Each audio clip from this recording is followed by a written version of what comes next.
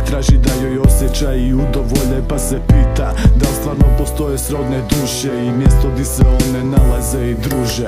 Da li je ljubav poput ruže, kad njen miris posrne miriše, izgleda lijepo, ali ima trnje i dok svaka kap krvi latice ne zacrveni. Da li će ikad imat ljubav, da iskreno je cijeni, boji se da ne izbljedi sjećanje na to, na dane kad ju je neko onako iskreno volio, svojom toplinom opio, svih je briga riješio, nasmiješio je se, zagrlio i utješio.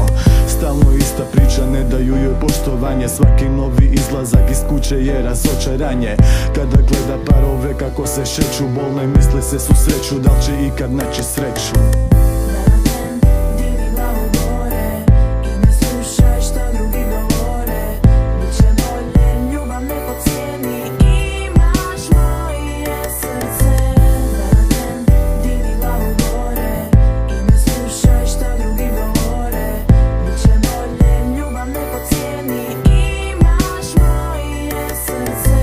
Suze ne pomažu, tu nema radosti, jedna suza predstavlja jedan trenutak slabosti. Pokušava se sabrati, misliti na nešto drugo, i ti si čovjek tako da to nije ništa čudno.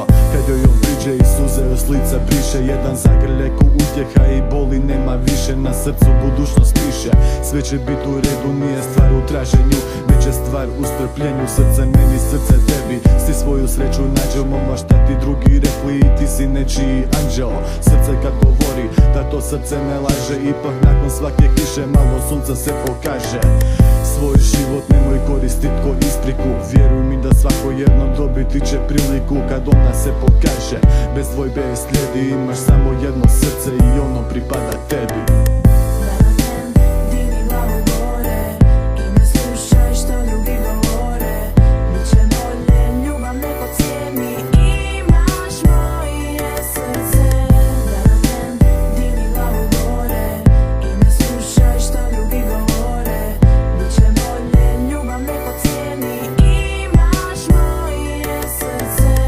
Ovo ide van za sve dame koje misle da su same i misle da nema nade.